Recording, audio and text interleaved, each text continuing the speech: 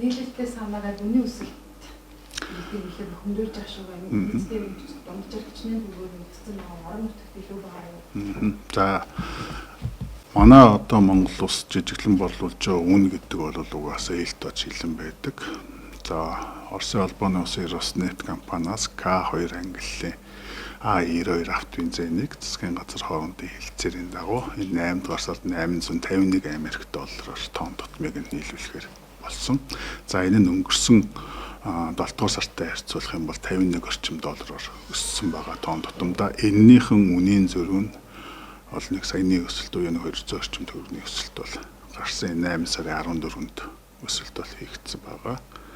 За А92 төрлийн автовинзэн Катав экологи ангиллийнх нь бол Танеко болон Газпром бүгд найрамд Хятад улсын Petrochina International компаниудаас 1400-аас 1650 Америк доллараар тонн тутмыг нь бол нийлүүлэхээр үнийн санал ирсэн.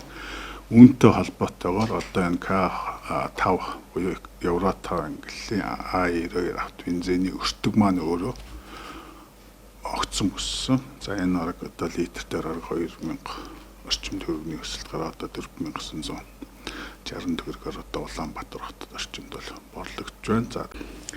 За үүнээс гадна мөн хэрэглэгчдтэй сүүлийн үед одоо энэ Евротав ангиллын А92 автовинзэнийг нь Улаанбаатар хот орчимд 2000 орчим төгрөгөөр өссөнтэй холбогдуулан Эрдэнэ буюу К2 ангиллын 92 автовинзэнийг Евротав ангиллын 92 бензиний үнээр худалдан борлуулж байгаа юм биш үстэй гэсэн хардлага сэрдлэг таамгийг бас ярьж байгаа. За үүнтэй холбоотойгоор өчигдөр бид нэр Петровс компани толгойд хаагуулахаас Евро 2 болон Евротав ангиллын авто бензиний дээжийг авч ашигт мултмал газрын үндэсний газрын харьяа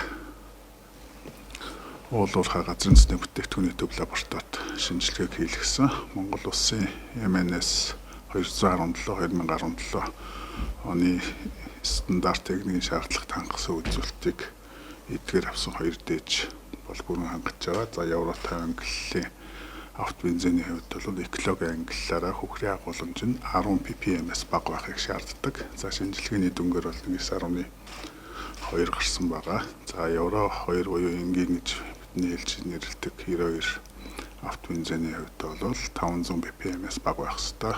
Шинжилгээний дүн бол 193 ppm-аар гарсан бодоо. Түнш шатхууны үн энэ дундаа энгийн гэж яригддаг 92-ийн үнийг хямд байх бодлогыг барьж өнөөг явж ирсэн. За үүнийхэн дунд бид нар Оросын холбооны улс Ангарскийн босруулах үйлдвэрээс Евро 2 ангиллын буюу К2 ангиллын автовинзэнүүдийг ихэвчлэн оруулж ирж байгаа. Оросын холбооны улсын Роснефть компаниас 9-р сард нийлүүлэх бүтээгдэхүүний үүнийгээ дагаад манай улс одоо Роснефть компани болон Газпром, Танеко зэрэг компаниудад захиалга өгч баталгаажуулах ажил болно. 70 орчим мянган тонн гэдэг А92 автовинзэний хувьд.